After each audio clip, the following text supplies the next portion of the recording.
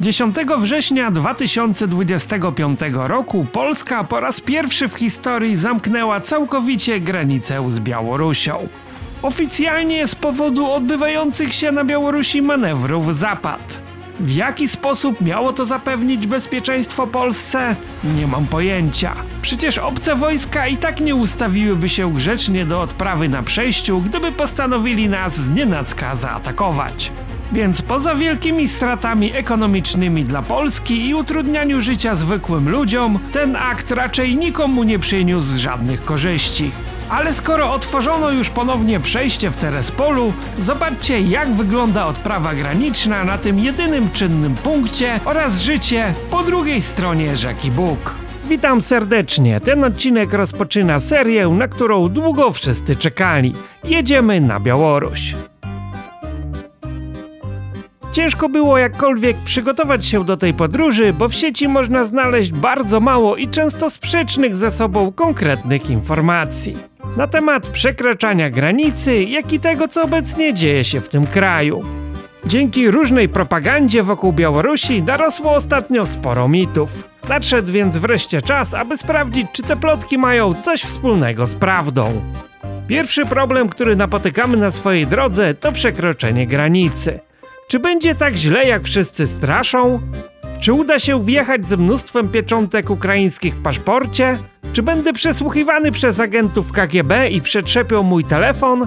Czy na wjazd i wyjazd trzeba będzie czekać kilka dni? Odpowiedzi na te i wiele innych nurtujących cię pytań znajdziesz w dalszej części tego filmu. Raz się żyje, więc jedziemy. Białoruś, pomimo że jest naszym sąsiadem, z którym jeszcze kilka lat temu mieliśmy bardzo dobre stosunki, obecnie jest rzadko odwiedzana przez turystów z Polski. A w mediach głównego nurtu próżno szukać jakichkolwiek innych informacji i newsów niż te, które krytykują system polityczny Białorusi. Od marca 2023 roku obywatele Polski mogą odwiedzić Białoruś w ruchu bezwizowym i przebywać w tym kraju jednorazowo do 30 dni, ale pamiętajcie też, aby nie przekraczać limitu 90 dni w ciągu pół roku. Do przekroczenia granicy wystarczy więc jedynie ważny paszport.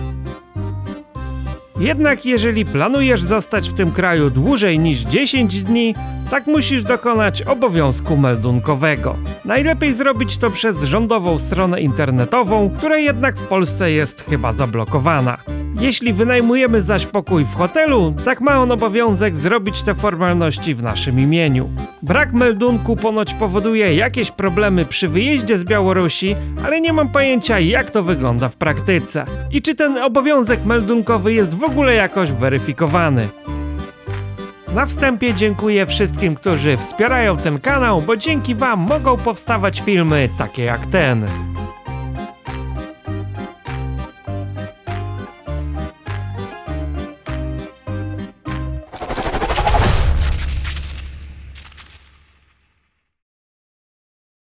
Cześć, nadszedł wreszcie odcinek, na który wielu z was czekało. Jedziemy na Białoruś. I ku mojemu zaskoczeniu jedyne otwarte przejście graniczne z Białorusią w Terespolu jest puste. Udało się wjechać od razu na terminal. Sama kontrola po stronie polskiej zajęła nie dłużej niż 10 minut, nic tutaj nie sprawdzano. Oczekujemy w tej chwili do wjazdu na most na Bugu, który łączy nasze dwa kraje i po stronie białoruskiej będzie kolejna odprawa graniczna. Tam już może nie pójść tak szybko i gładko, jak krążą legendy. Prawdopodobnie będą sprawdzać telefony, jakieś przesłuchania, jako że mamy też pieczątki Ukrainy w paszportach, to pewnie będą zadawać pytania, skąd one się wzięły, no i jest opcja, że nas nie wpuszczą. Na przejściu oczywiście z wiadomych względów obowiązuje zakaz filmowania, więc większości tych czynności nie będę wam mógł pokazać, ale opowiem o nich szczegółowo, bo tego typu materiału brakuje w polskim internecie. Sam szukałem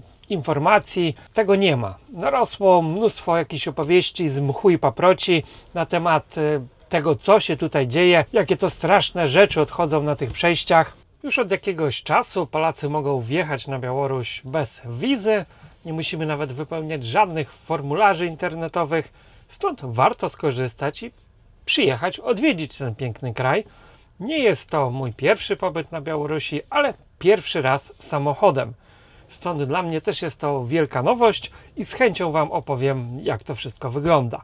Obecnie, żeby pojechać sobie na Białoruś, musimy mieć jedynie ważny paszport. W przypadku samochodu musimy mieć również ubezpieczenie, którego nie kupimy w Polsce, gdyż żadna polska firma nam go nie sprzeda. Kiedyś była tutaj honorowana zielona karta i na jej podstawie mieliśmy ubezpieczenie auta, ale od czasu konfliktu niestety Białoruś została wykreślona, stąd musimy sobie kupić ubezpieczenie bezpośrednio na granicy. Ubezpieczenie dla samochodu osobowego, bo jako taki jest też traktowany tutaj kamper do 3,5 tony, kosztowało 62 ruble na 10 dni. W ostatnich miesiącach legendami obrosły nawet wielodniowe kolejki, w których trzeba było stać przed wjazdem do Białorusi. Nawet jak płynęliśmy Bugiem kilka tygodni temu, i jak pytałem się tutaj naszych pograniczników, tak mówili, że w tamtej chwili na wjazd do Brześcia trzeba było czekać około 2 dni. Dlaczego to tak długo trwa?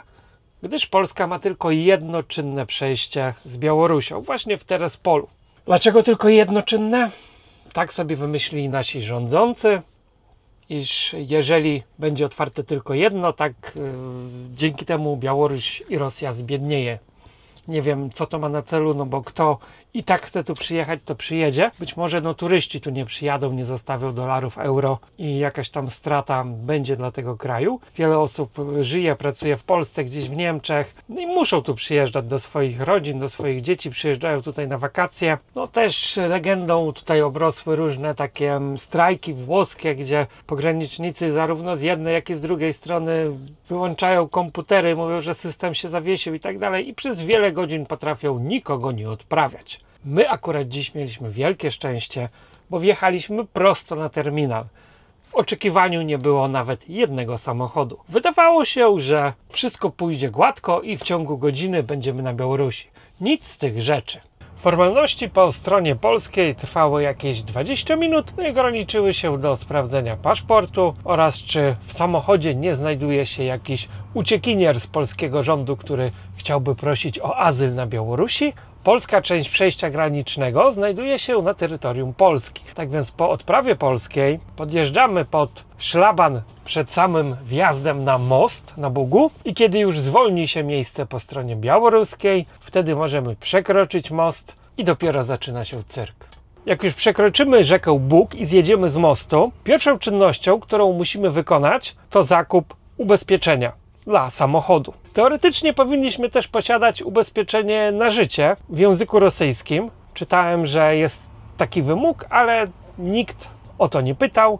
Jednak zanim pójdziemy do odprawy paszportowej, musimy obowiązkowo wykupić ubezpieczenie dla samochodu. Dodatkowo musimy jeszcze wnieść, uwaga, opłatę za dezynfekcję samochodu. Na szczęście jest ku temu automat i co ciekawe, wszystkie tutaj te automaty na granicy, w których możemy coś opłacić, są również w języku polskim. Możemy sobie wybrać menu po polsku.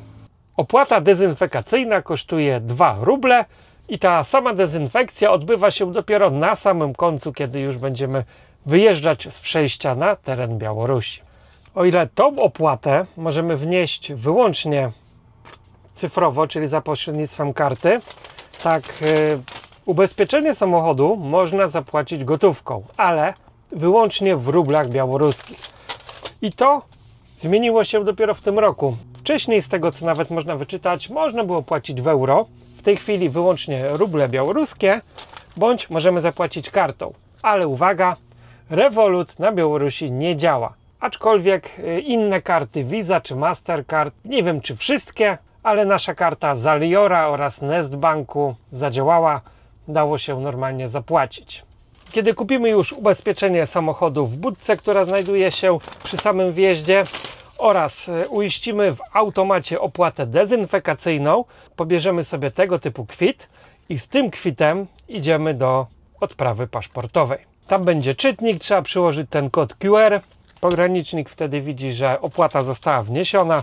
Pokazujemy jeszcze ten kwit oraz paszport i to wszystko. Oczywiście pytają się też, gdzie jedziemy, po co jedziemy. Wystarczyło powiedzieć, że jedzie się turystycznie, wymienić kilka miast, na przykład miejscowości, czy tam jedną, do jakiej się wybieracie i to wszystko. No i pytali się, co potem, czy z powrotem do Polski, czy do Rosji, czy na Litwę.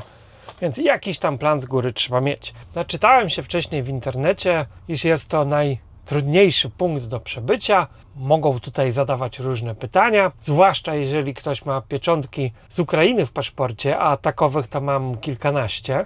Nieliczni youtuberzy, którzy pokazali jakiekolwiek materiały z Białorusi w ostatnich latach, bardzo w nich straszyli, jakie to są ciężkie przesłuchania i cudem ich przepuszczono. Wiele osób straszyło też rewizją telefonu, rzeczy osobistych i jeżeli będziemy mieć tam jakieś niewłaściwe materiały, na przykład szkalujące rząd Białorusi czy Rosji, to nie zostaniemy wpuszczeni. Oczywiście jako obywatel Polski, no to byłem poddany tak zwanemu przesłuchaniu. Trwało ono 15 sekund, a pytania brzmiały: po co był pan tyle razy na Ukrainie? Powiedziałem, że jeździłem tam w celu zakupu taniej wódki, gdyż jest nawet 3-krotnie tańsza niż w Polsce. Oficer więcej już nie drążył, tylko uśmiechnął się bardzo wesoło. Kolejnym pytaniem, które zadał, było to, czy mamy na Białorusi jakichś znajomych, czy tutaj kogokolwiek znamy. Powiedziałem, że nie.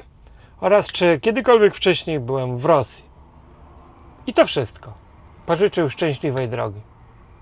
Tak więc nie ma się naprawdę czego bać. No być może, jeżeli wygląda się jak czeczeński terrorysta z brodą, w tatuażach i tak dalej, to faktycznie to przesłuchanie wygląda inaczej i przebiega w mniej miłej atmosferze, ale tutaj naprawdę nikt nie robił żadnego problemu.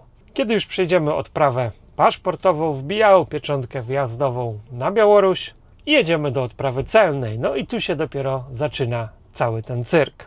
Przed przystąpieniem do odprawy trzeba wypełnić jeszcze deklarację celną. Dostaniemy to tam na miejscu. Można sobie to też wcześniej z internetu wydrukować. Jak nie mamy nic do oclenia, no to oczywiście nie wpisujemy tutaj nic. I są dwa rodzaje pasów. Pas zielony dla osób, które nie mają nic do oclenia, do zgłoszenia. My nie możemy jako obcokrajowcy z niego skorzystać. Jest on tylko dla Białorusinów. Stąd jedziemy na pas czerwony. I tu mi się bardzo podoba to całe rozwiązanie. O ile w Polsce mamy niby tą technologię, tak na tych przejściach granicznych nadal to wszystko odbywa się ręcznie. Ktoś chodzi, tam musi machać tą pałką, później krzyczy: baranie, gdzie wjechałeś, nie widziałeś? Tu tego nie ma. Wszystko jest elektronicznie. Jest tablica nad przejściem i od razu wyświetla nam się nasz numer rejestracyjny z auta i na który pas, na które stanowisko mamy sobie podjechać. Super sprawa, nikt się nie tłoczy, nikt się nie przepycha, nie ma żadnego jakiegoś zbędnego zamieszania czy nadmiernych emocji, co często widywałem na przejściach polsko-ukraińskich. O ile samochodów niby nie było dużo, tak trwało to w sumie jakieś 6 godzin. I mam wrażenie, ta odprawa jest celowo przedłużana, gdyż samochody, które nawet przyjechały później, nawet godzinę, dwie później, wyjechały dużo wcześniej. Nasze dokumenty były ciągle gdzieś odkładane na bok, kazali czekać to tu, to tam. Nikt się nie kwapił, żeby ten samochód sprawdzić. Samo sprawdzenie i papierologia to spokojnie można byłoby to zawrzeć w 20-30 minutach max. Te 6 godzin to było oczekiwanie na samym przejściu, a nie w kolejce do przejścia, bo to jest pewna różnica. Nie dziwię się, że służby białoruskie tak postępują, bo jest to odwet za to, co robią służby polskie, ale robią dokładnie to samo wobec Białorusinów. Jest to mój pierwszy przejazd z samochodem własnym, więc nie jestem w stanie powiedzieć, czy tak to wygląda na co dzień, ale generalnie było widać ewidentnie, że ten czas kontroli był przedłużany sztucznie. Tak drobiazgowego sprawdzenia nie miałem nigdy w życiu. Żadnego auta mi nie sprawdzali, nawet na Ukrainie, kiedy był kiedyś donos na moją osobę złożony, tak nie grzebali jak tutaj. Auto było dwukrotnie sprawdzane przez celników, a następnie skierowane na rentgen. Jako że jest to jedyne przejście, które musi obsługiwać cały ruch graniczny, tak ustawiono tutaj dodatkowe mobilne rentgeny. Nie mogę Wam oczywiście pokazać, jak ten rentgen wygląda, ale jest to samochód ciężarowy, do którego jest jakby dołożona taka brama. Zostawiamy tam swoje auto, odchodzimy na bezpieczną odległość. Cała procedura trwa około 5 minut i auto jest sprawdzone.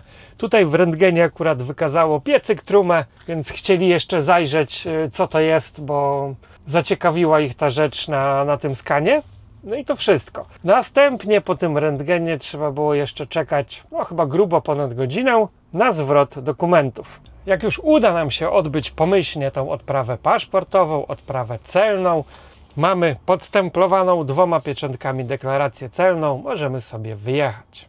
To należy zatrzymać, bo ponoć bez tego kwitka nie wypuszczał nas z powrotem. A przynajmniej jego brak będzie stwarzał wiele problemów. Dodam jeszcze też, że nikt nie sprawdzał tutaj telefonów. Nas tutaj nikt nie pytał nawet o telefon. Ja pokasowałem wszystkie zdjęcia, postowałem jakieś tam aplikacje, żeby nie było tam zdjęć na przykład z Ukrainy. Tak, naprawdę nikt o to nie pytał. I o ile to wszystko trwało długo, dużo za długo, nadmiernie za długo, tak wszystko odbywało się w bardzo miłej i przyjaznej atmosferze. Tutaj nikt z tych pograniczników, celników białoruskich nie jest niemiły, nie jest opryskliwy, co ma bardzo często miejsce na granicy polsko-ukraińskiej, po obu stronach. Tak, tutaj naprawdę do samej jakości obsługi, poza tym, że jest ona duża, za długa, nie ma się do czego przyczepić. No i nie ma się też czego bać. Po angielsku się na tym przejściu nie dogadacie. Warto znać chociażby podstawy rosyjskiego. Oni po polsku nie mówią, bądź udają, że nie mówią, nie chcą mówić albo mają zakazane, ale jeżeli powiecie coś do nich po polsku, to oni to zrozumieją. Aczkolwiek informacji po polsku raczej wam nie przekażą. I co mnie też dziwiło, pomimo trwającego konfliktu, tą granicę przekracza bardzo wielu Ukraińców. W ciągu tych 6 godzin było widać na pewno kilkanaście samochodów na ukraińskich tablicach rejestracyjnych. Czyli te wszystkie dane, które publikuje Białoruś, że Ukraińcy tutaj chętnie przyjeżdżają, są prawdziwe, bo faktycznie ich widać. Oprócz tego było mnóstwo, nie wiem, czy to byli Rosjanie, czy Białorusini, no bo oni tego samego języka używają, ale osób mówiących po rosyjsku, z paszportami niemieckimi, belgijskimi, na samochodach też z tablicami rejestracyjnymi z zachodu. No, są wakacje, więc pewnie jadą sobie do rodziny na odpoczynek.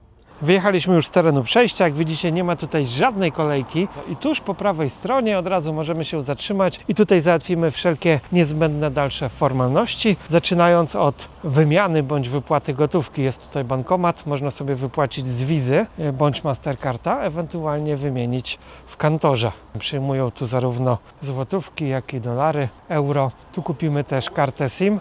Pakiet 100 GB internetu na miesiąc kosztuje 35 rubli.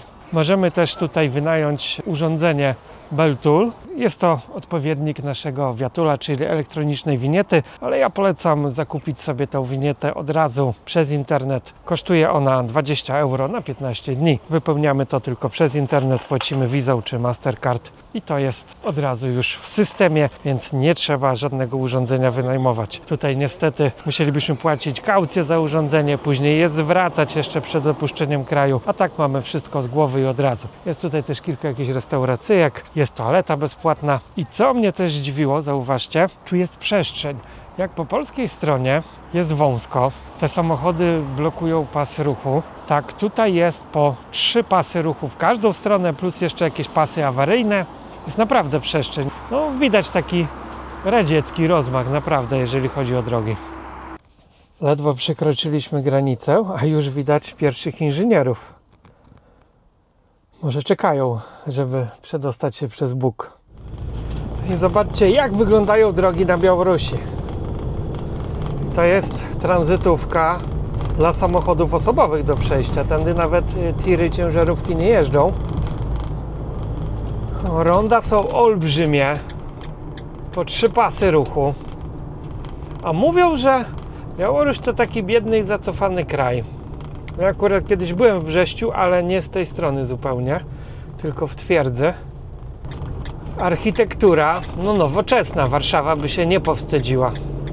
Drogi szerokie, jest czysto, no, trawniki są wystrzyżone. Nie ma tutaj ani jednego śmiecia. Pierwsze wrażenia jak najbardziej pozytywne. Obraz tego kraju w naszych mediach jaki jest, wszyscy wiemy. I tak na dobrą sprawę to nawet niczego się nie pokazuje u nas poza jakimiś tam strajkami i tym, co powiedział Łukaszenka. No, spójrzcie na te bloki. No, nie są to może wieżowce, ale widać jakiś tutaj ład architektoniczny. To wszystko jest ładne, kolorowe, nie są jednakowe, to już nie są te bryły sowieckich bloków szarej płyty.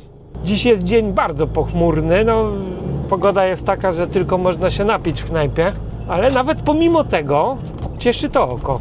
No, Białoruś to też spory kontrast pomiędzy miastem a wsią. Oczywiście pewnie już napiszecie, że no pojedź na wieś, to tam zobaczysz prawdziwą Białoruś. Oczywiście, że pojadę i zobaczycie to w kolejnych odcinkach. Ale pamiętajcie, że w takiej Polsce też jest olbrzymia dysproporcja pomiędzy Warszawą a jakimiś wsiami na Podlasiu. Więc to nic w tym dziwnego nie ma. Jak widzicie, wygląda to wszystko całkiem normalnie. Białoruś na pewno nie jest krajem trzeciego świata, jak wiele mainstreamowych mediów nam wmawia. Nikt tutaj też nie biega z kałachami po ulicy. No inżynierowie pewnie przy granicy gdzieś są, no bo skądś oni się w Polsce biorą. A czy będzie ich widać gdzieś dalej w głębi kraju, nie wiem, ale to wszystko oczywiście zobaczymy. Zapraszam zatem do oglądania kolejnych odcinków całej serii z Białorusi, bo w odróżnieniu od innych youtuberów ja nie skupię się na tych największych miastach, ale pokażę Wam takie rzeczy, jakich na polskim YouTubie jeszcze nie było. A tymczasem idziemy zrobić zakupy do miejscowego, całodobowego supermarketu Europort. No i oczywiście polecam też obejrzeć odcinek o tym, co znajduje się i ile to wszystko kosztuje w tych białoruskich supermarketach. Do zobaczenia w kolejnych filmach. Cześć!